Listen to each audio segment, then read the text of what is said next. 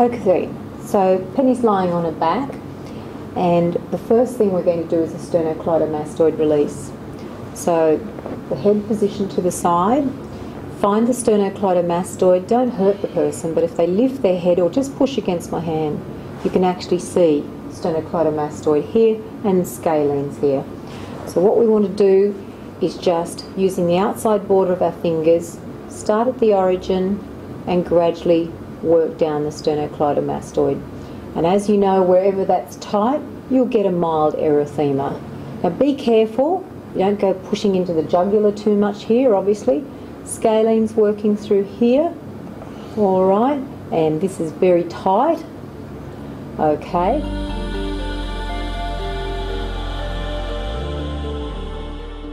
Now, trapezius you can get out a little bit through here, but I prefer that you do a myofascial release here. So position to the side, head to the side, and we're going to put our hands around here.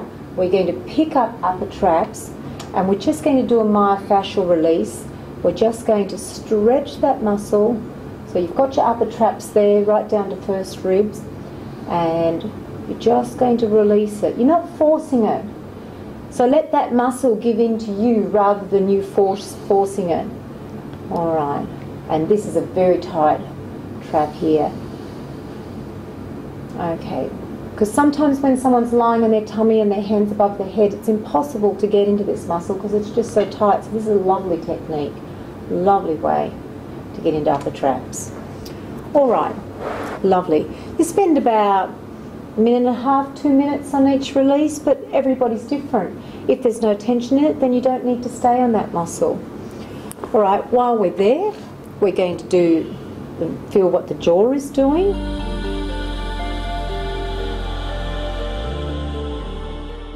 So briefly assessing the jaw would be to get the person to open their mouth and close.